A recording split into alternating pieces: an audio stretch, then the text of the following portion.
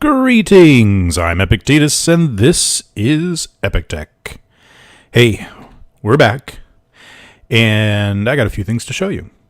So, we'll come back to that in a second. We got lots of things to do today. Is the game quiet? Oh, it's really quiet. I hope you guys can hear that okay. I'll fiddle with the volume later.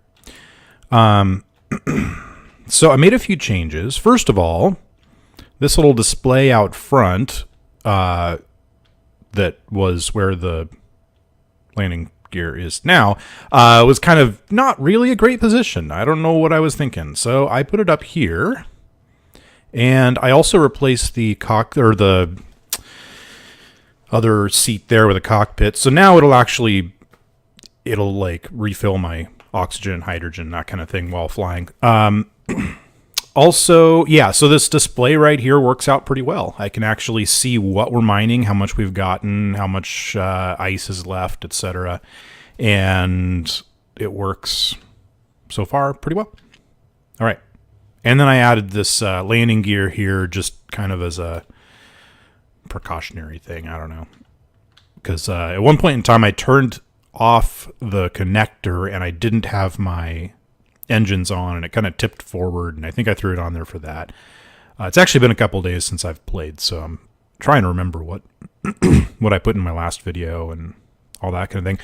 I also fiddled with ways to put on different kind of a different way of mounting drills, and well, it didn't work out very well, so I ended up just giving up on that.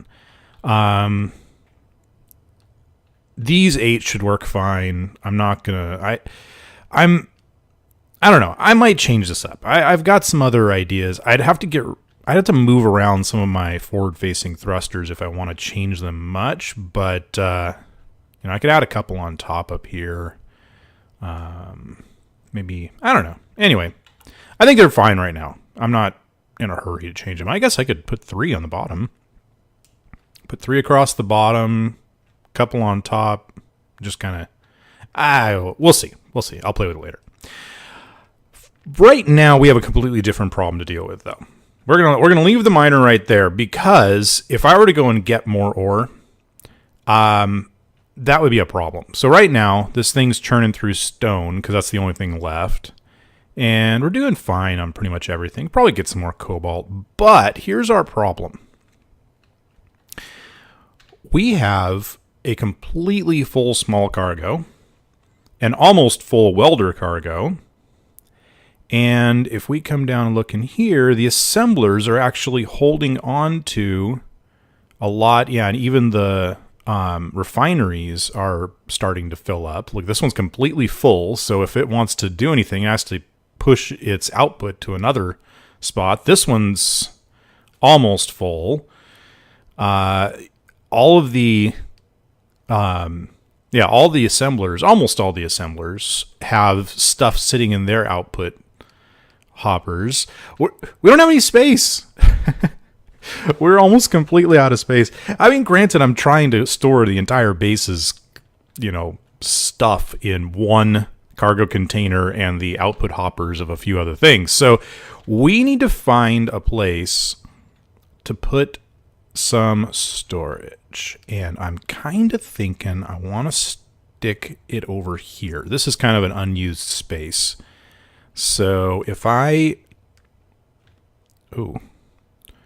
got this idea. Now that could be a problem. Let's find out if that's going to be a problem or not.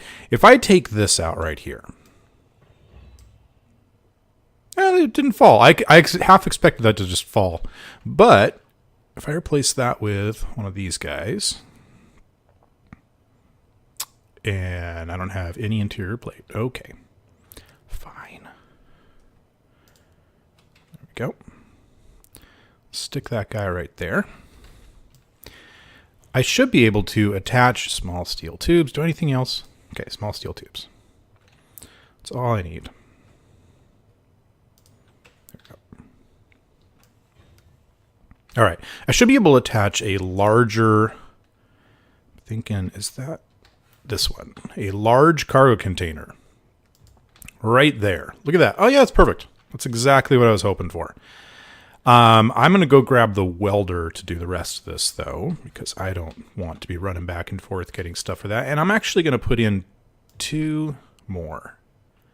We've got the components to be able to put these in. I just don't want to have to deal with space for a long, long time. So, where's my welder? Oh, that's right. He's on the other side. There you are. The tank. Come here, tank. We got some welding to do.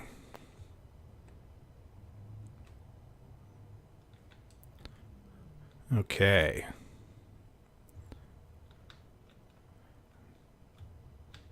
Don't crash.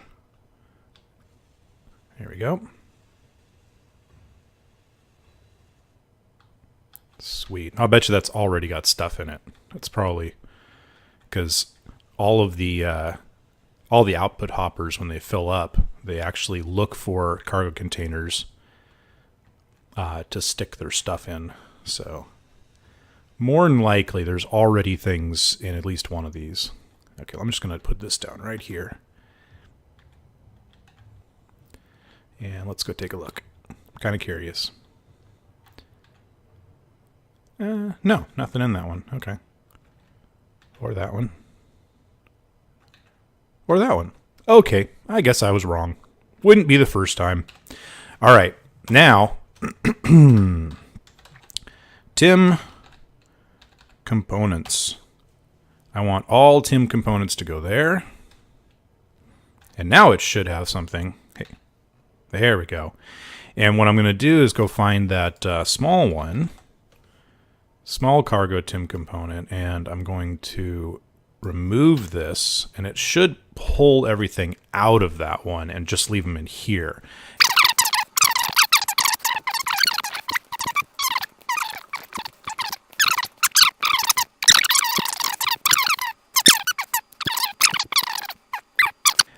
I actually have a need for one more container, but this one I'm going to stick out here. And if you've played Space Engineers very much, you know what I'm doing right now. Because there is only one way. That is a medium container. I need... Do I want to put a large or a small at this point? It'll be more fun to do a small. Okay. Do I have any... There's smalls. Oh, there. It's number 7. I thought that was something else. Okay, actually here, we'll use the welder again. So, in this game, as far as I can tell, there is nothing you can do with stone. Except for, you can convert it into gravel, which is used for reactor components. And that is literally everything. There is no other use for stone. Well, there are some creative uses for stone. For example, using you can do cannons based on gravity generators, or drop them on people's bases, and things like that. But we don't have any need for that. So what I'm going to do is I'm going to go to this cargo container, and I'm going to rename this one.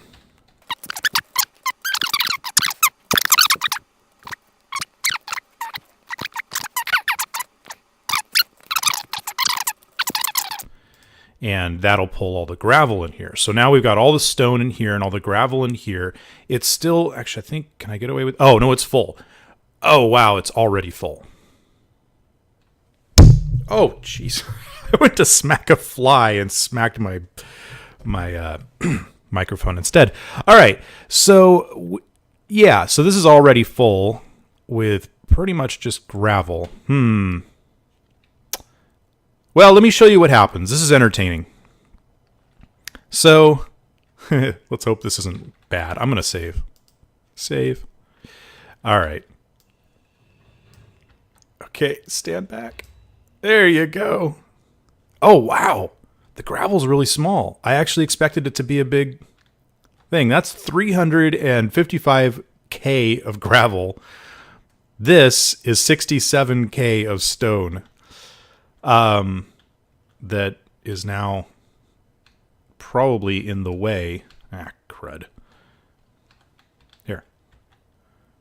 This is don't move. Good grief, that thing almost rolled on top of me. Okay.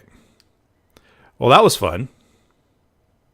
Now, hopefully, let's see. Can I put a large in this space now? No, of course not. Is it because of this gravel? It's probably because of that gravel. I don't think... Hang on, let's see. Come on, get out of the way. Yeah, it's just because of the gravel. So I'm going to move this guy. Let's see if I can... If I put that there... Really? Come on. There you go. Is that gonna... Is that moved far enough? Let's see. No. This is going to be a mess. I can tell. Oh. Okay. That was much bigger than I expected it to be. How did I do that with one shot from my drill? Okay, whatever. Not going to complain because this should fit now. What? Come on. Be less obnoxious. I wonder if it's this, after all. Come on, Rock, get out of the way. Okay. All right. Let's see. Will you fit now? No? Gonna still be annoying, huh?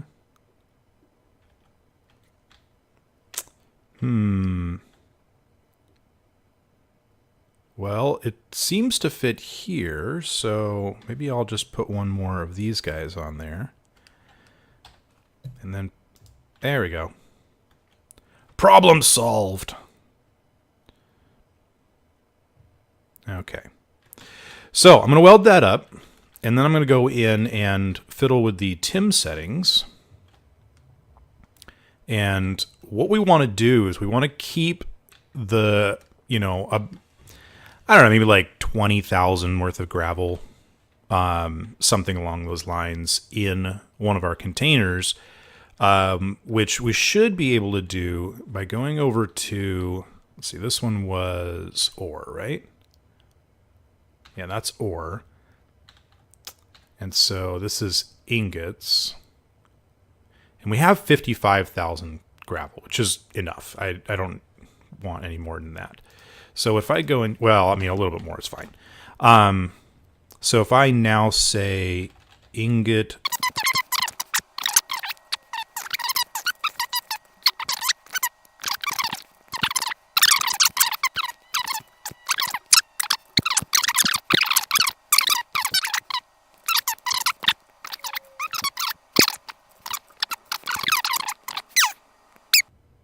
whatever. We'll figure it out later. I'll figure it out later. I'm not going to make you sit there and watch me. Okay. Yeah. So the other thing I wanted to do really quickly is finally get this oxygen situation handled, because I'm really not using this door very much anymore. I did take the buggy out a little bit ago just to drive around for fun, but honestly, I don't have any need for this buggy anymore. I mean, I've got plenty of other ships that can fly. I've got plenty of fuel. I don't need to conserve that. So I'm really not using that door all that much anymore. And it would be nice to have something that's closed with some oxygen in it. And right now, I do not like the way my airlocks work, but I've discovered a very cool way to do airlocks. So we're going to do that using a script called... Sorry, I'm just going to put this down and then I can think. All right, we're going to use a script called Phil's Easy Airlocks. That's what it's called. And I really like the script. Computers, it's simple. Steel plate, large steel tubes, and computers.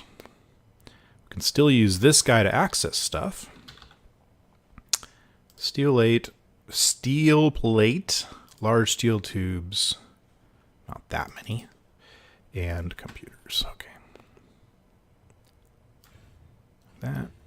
That. All right. Let's get this. Oh, not time. All right. So this one, I'm going to call this one prog airlocks. Edit. Browse workshop. And it's, by the way, same guy that wrote Phil's Ship Diagnostics, which is also a very fun one, if you've ever seen that. Phil's Easy Airlocks. Check code. Okay. Remember an exit. And right now, it's looking around and it's saying, well, I see a bunch of doors, but I don't know what to do with them. So we need to do some naming. And there's a very specific naming. Thank you. Oh, jeez. All my airlocks, or all my... Why is that? Okay, whatever. So this one, I had just named door outer, but what I actually need to call this is airlock, and then you pick a number, and this is the number of the airlock, and then you give it a name. And this can, as long as it's unique, it can be anything you want. And actually, yeah.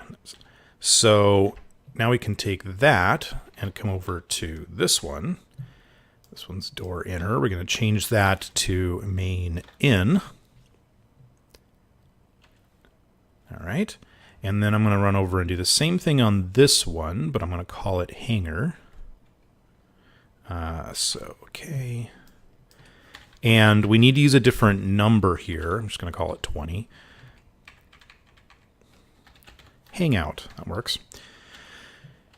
And we're going to come down to this one. And this is the inner version of the hangar door. So we're going to call that one hang in. Okay. Now, normally you can use a single timer for all of your computer stuff. Because this triggers once a second, you can have it trigger all of your different computers. But there's some scripts that want to be triggered once a second, and other scripts that want to be triggered pretty much constantly. Phil's Easy Airlocks is one of those. So I'm going to call this one timer constant. A little bit, got too much Tim on my brain. All right, so set up actions, and we're going to do the airlock program. You can run with default arguments. And then, let's see. And then we need timer constant. And instead of hitting start and having it start the delay, it says trigger now, which means every time it gets triggered, it runs the script and then triggers again. So it's just constantly running. It never stops. Start that, and it's just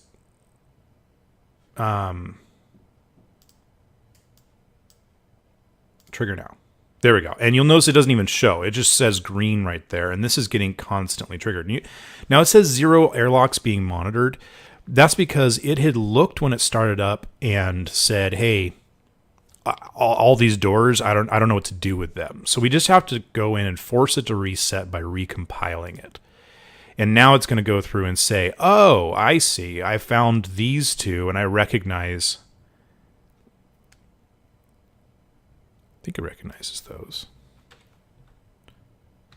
So now, in theory, oxygen is low.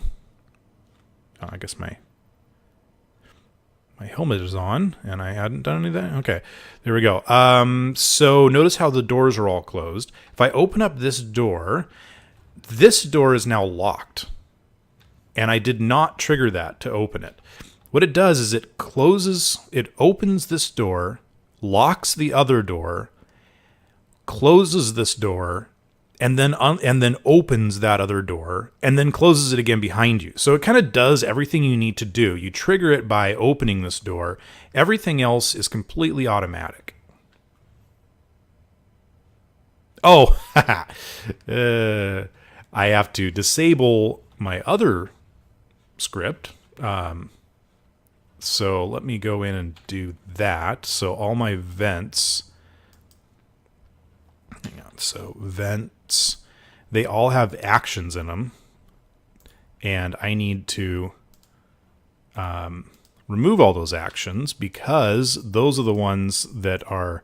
Oh, I'll keep the lights. I'll keep the lights. There's no reason not to have the lights. Yeah. And I don't think I have anything on that one. All right. So that should keep that door from reclosing. And, yeah,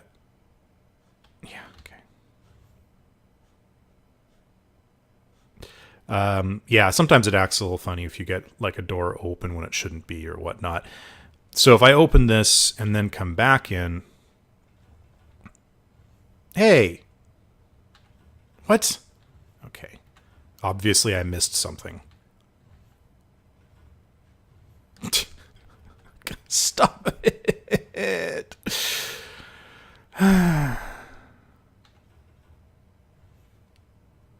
Okay. Just let me out. No. Okay, hang on. Let's go check the other doors. Because that's not Phil, or that's not Phil's easy airlocks that's doing that. That's something else that I've done. See, that worked perfectly. See, that's the way it's supposed to work. You walk up to it, open it up, walk up here, and you get just enough time to walk through. See, isn't that cool? All right. So that's the way it is supposed to work. I just got to disable whatever's causing that to... Oh! Yeah, I just figured out what's doing that. I forgot about that sensor. All right, let's try this again. There we go. And now, when we come back, open... And even though it blows me back out of the sensor range, that doesn't exist anymore. And it shows green, and everything is happy. And now we have a functioning system. I'm not even going to bother with depressurizing the room if I need to open the door. I'm just going to open the door and let all the oxygen out because forget the oxygen. Who cares? I mean, we're, like I said, on many occasions, we are surrounded by ice. We don't have to worry about that, which means I completely do not need that oxygen tank, except for the fact that it's acting as a connector to my reactor. So I'm going to leave it there. It's completely disabled, so whatever. All right. I think that's enough for this episode. I'm going to go ahead and do that. And wait till that light turns green. Green light. Come on. There we go. And now I can breathe. That's nice. All right. Hey, and it looks like all the components that we're trying to create, because construction components and steel plate were completely, or were like halfway down, and they were auto crafting, but they didn't have room to actually output. So it looks like we are doing good. We even have enough iron. I just need some cobalt, maybe a little uranium. All right. So I'm going to do a little mining between now and the next episode, and I'll see you next time on Epic Tech.